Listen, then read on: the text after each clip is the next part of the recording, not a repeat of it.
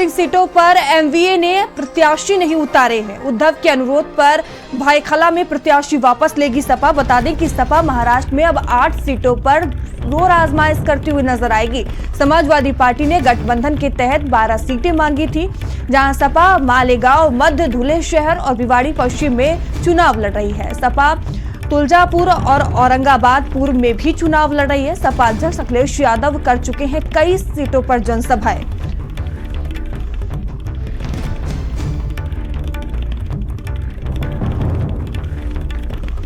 और लगातार संदीप हमारे साथ बने हुए हैं। संदीप, क्या कुछ जानकारी सामने आ रही है सीटों को लेकर? देखिए, समाजवादी पार्टी अपने आप को राष्ट्रीय पार्टी साबित करने की जुगत में लगी है। अखिलेश यादव देखिए, चाहे महाराष्ट्र की बात करें चाहे अन्य जगहों की देखिए बात करें, वहां पर पहुंचते हैं, वहां के नेताओं से मुलाकात करते हैं।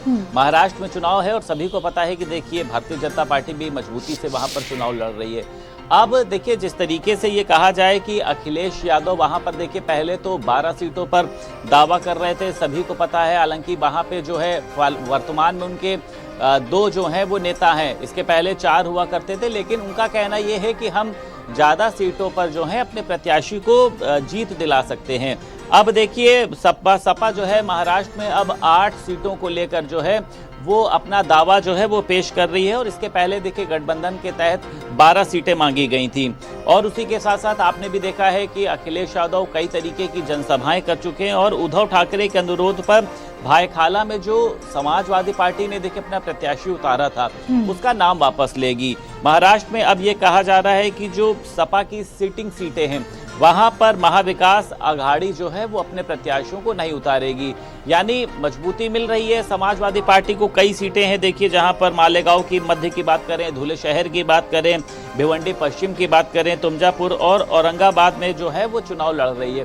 तो ये देखना दिलचस्प होगा कि देखिए आपसी जो तालमेल है किसी भी चुनाव के लिए हो, किसी भी पार्टी के लिए हो, तो वहाँ के जो देखिए ये कहा जाता है कि जो वहाँ के स्थापित नेता हैं, अगर वो किसी भी गठबंधन को सपोर्ट कर रहे हैं, वहाँ के प्रत्याशियों को सपोर्ट करते हैं, तो जीतने के जो चांसेस हैं देखिए वो ज़्यादा होते हैं। तो अब ये देखना दिलचस्प है कि सपा को वहाँ से कितना जनाधार मिलता है, क्योंकि अबू आजमी की बात करें और एक और हैं इनके जो रईस शेख करके हैं वो वहाँ से हैं। तो अब ये देखना है कि ये 2 की संख्या कितना आगे बढ़ती है, क्योंकि खुद देखिए अबू आजमी ने कहा था कि अगर हमको ज़्यादा सीटों पर मौका मिलता है तो हम अपने आप को वहाँ पर साबित कर पाएंगे।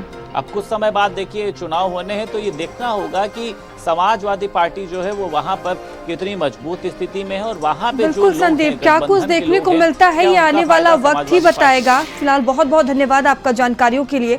और चलिए खबरों में आगे